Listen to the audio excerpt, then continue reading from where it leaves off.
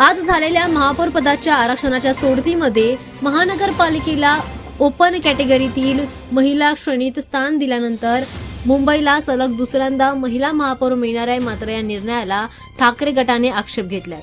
ज्यांनी इतर मागासवर्गीय म्हणजेच ओबीसी आरक्षण यादीतून मुंबईला वगळण्यावर प्रश्नचिन्ह उपस्थित केलंय, तर काँग्रेसने परभणीच्या आरक्षण सोडतीवर चिंता व्यक्त केली आहे. दरम्यान ठाकरे यांच्या नेतृत्वाखालील शिवसेना युबीटीने ओबीसी आरक्षण सोडतीत मुंबईचा समावेश का केला नाही असा प्रश्नचिन्ह आता उपस्थित केलेला आहे.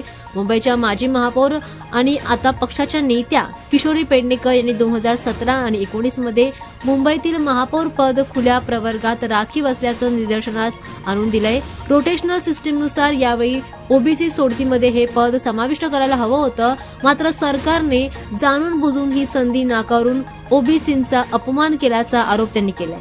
अनुसूचित जमातींच्या उमेदवाराला महापौर होण्यापासून रोखण्यासाठी सरकारने नवीन नियम आणल्याचा आरोप पेडणेकर यांनी पुढे केलाय. नियमानुसार एसटी आरक्षणासाठी पात्र होण्यासाठी महानगरपालिकेत किमान 3 एसटी नगरसेवक असणं आवश्यक आहे आणि हा नियम कधी लागू करण्यात आला असा प्रश्न देखील त्यांनी विचारलाय. त्यामुळे आता महापौर पदाच्या या निर्णयावर आता ठाकरे गटाने आक्षेप घेतल्याचं पाहायला मिळत आहे आणि त्यांनी मोठा प्रश्नचिन्ह देखील या ठिकाणी उपस्थित केलं.